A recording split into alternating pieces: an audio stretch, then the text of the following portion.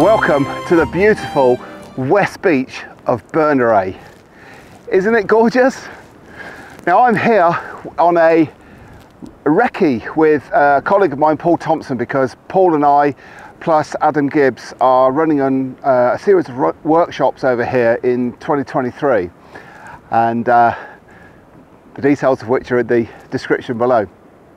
And so most of this week Paul and myself have just come over to the Uists just to do a recce on some locations, and West Beach at Berneray is our first location, and it is absolutely fabulous, and the sun's come out.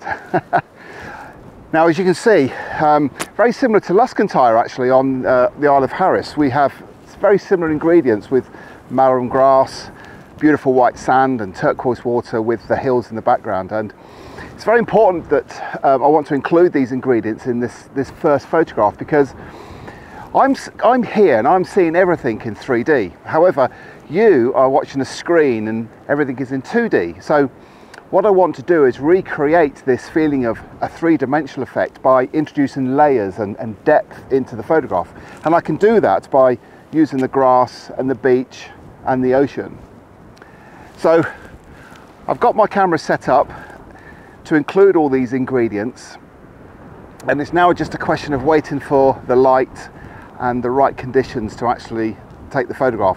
There have been 4 or 5 people on the beach, which is unbelievable considering we are in such a remote part of the Highlands. There are a few people here, but we're just waiting for those guys to clear to enable me to take the photograph. But I'm looking forward to this. This is a fantastic location in a beautiful part of the world, and thoroughly looking forward to getting some shots.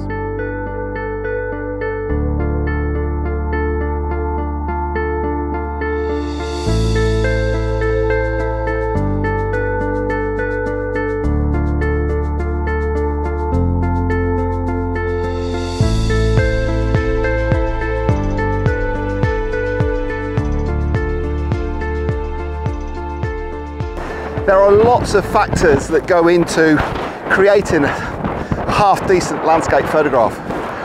One of those factors is patience. And at the moment, I'm having to be patient and wait for these people to clear from the beach, because although I'm in one of the most remote parts of the Scottish Highlands, a tour bus has just arrived and there are people on the beach.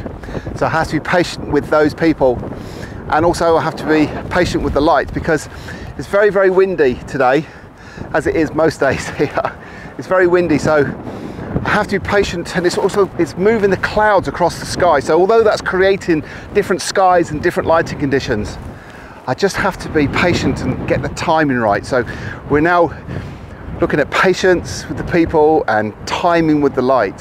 The composition is already in place. It's just waiting for the optimum conditions that will hopefully help me get a semi-decent image. With the strong winds, the light, the sky and the cloud formations were constantly changing, creating new and different photographs with each passing minute. Being able to react and adjust in these conditions is a wonderful challenge and an exhilarating one. With this image, I was keen to lead the eye in from the left of the photograph and towards the brightest part of the frame. I was also keen to leave some space on the far left to create a clean edge, and I just happened to get lucky with the emergence of a faint rainbow. The marram grass also created a natural frame for the main part of focus of the photograph. And so with the layers of the grass, the beach, the ocean and the land, I was able to create this photograph.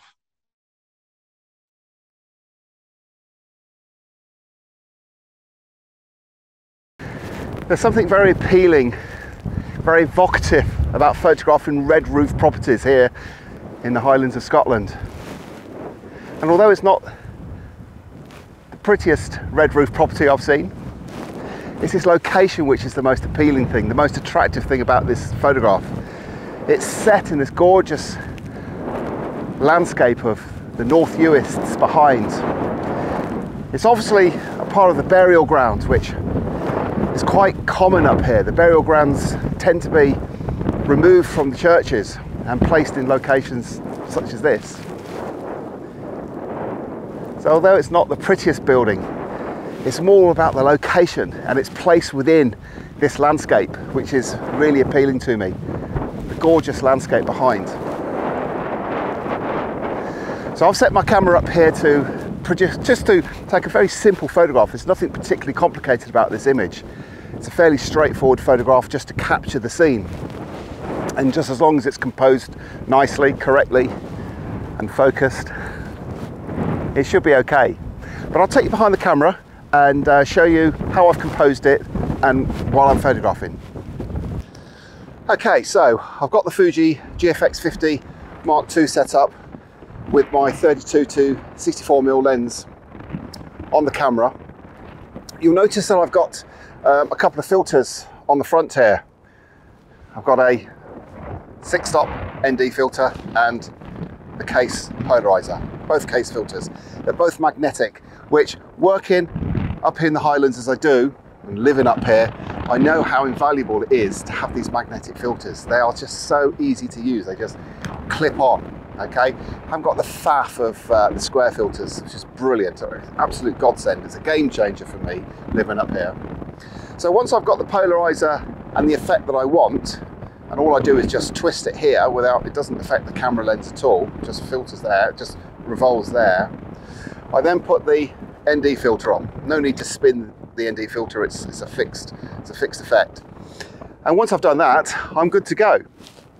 Another thing that I have up here is I have spikes, like stilettos, on the base of my tripod legs. That is that's another game changer for me, because on soft ground such as this, I can just dig it into the ground and it adds much more stability to the tripod, which is important because when you've got the ND filter on, you're obviously slowing the image down. I mean, on this particular photograph, I've got a 1.5 second exposure. Now, the tripod is quite sturdy. It's dug deep into the ground.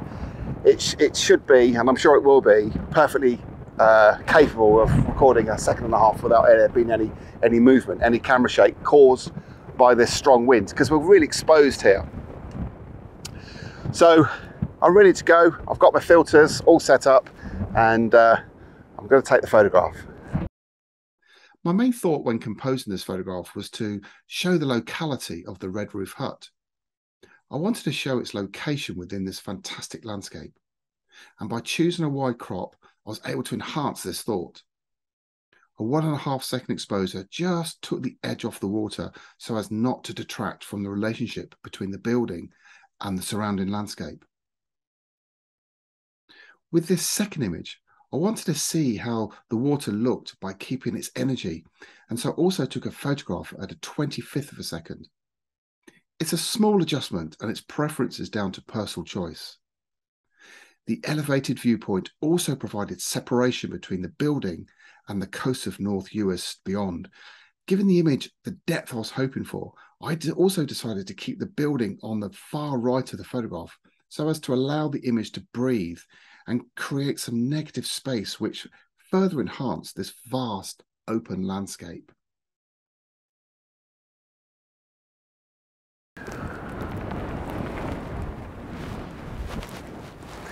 When I come away to these locations, I'm a bit of a history buff, and so I want to understand why the landscape is why it is to the places I come to. I want to understand the history behind it and also the geography and the geology behind it, and it kind of helps me with my photography, I think.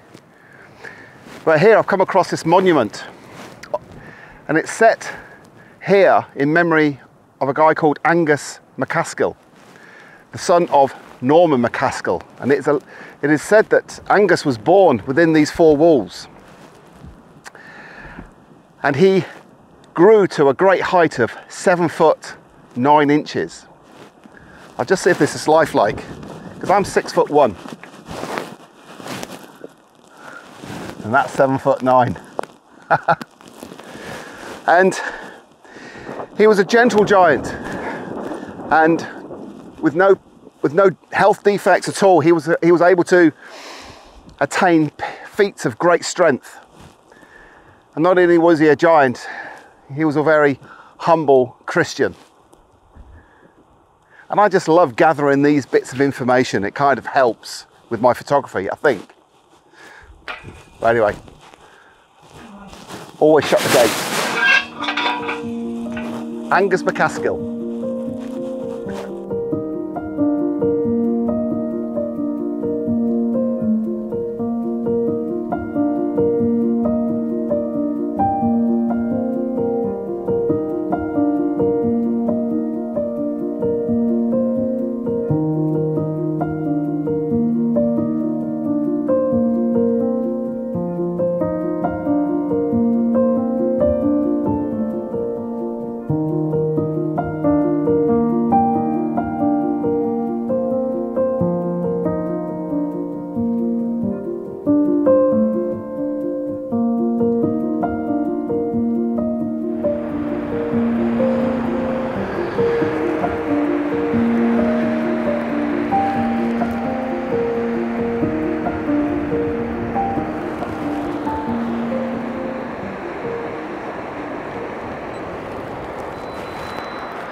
So, I've come down on the beach, as you can see. Most of the people have gone now, we've got a fisherman and a dog walker, but that's okay. I'll wait for them to clear. I'm also waiting for the sun to just poke through the clouds behind you and light these sand dunes right at the end of the beach. You can see the Isles of Harris, the Harris Hills, right at the end there. They're nicely lit, but not the sand dunes, which is what I want. I want those dunes to light up and really add some impact to the photograph. I've put a neutral density filter on, a 10-stop neutral density filter on, together with the polarizer, just to slow the whole water scene down. Because what I want, the white water that's breaking, as you can see, it's breaking against the sand. I want that to merge into just a white band of water, which will add a compositional feature to the photograph as well as interest and depth. So now it's just a question of waiting for the sun to light up those sand dunes, and fingers crossed it happens, and fingers crossed it's worth waiting for. I didn't have to wait too long before the sun dipped below the hills behind me to leave only the distant dunes and sunlight. I didn't want any other light on the scene. To do so would have detracted from what I wanted from the photograph.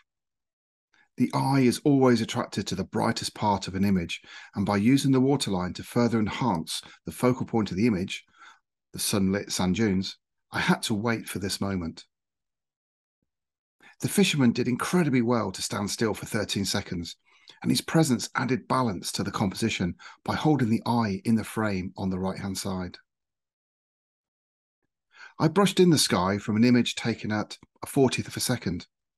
I'm not a great fan of smooth skies created by long exposures, and much prefer to use the energy of the sky to complement the tranquility of the rest of the photograph.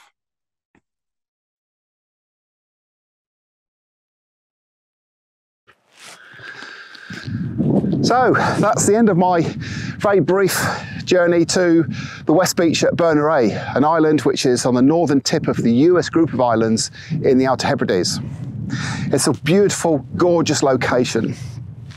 And as I said earlier in the episode, that the reason for me being here is as a recce to scout out locations for collaborated workshops that I'm doing with Paul Thompson and Adam Gibbs in 2023 and 2024.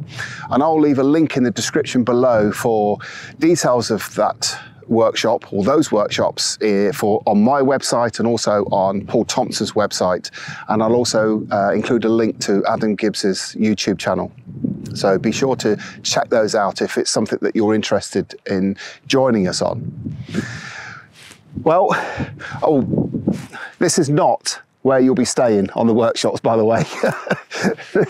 We will be staying in a proper hotel.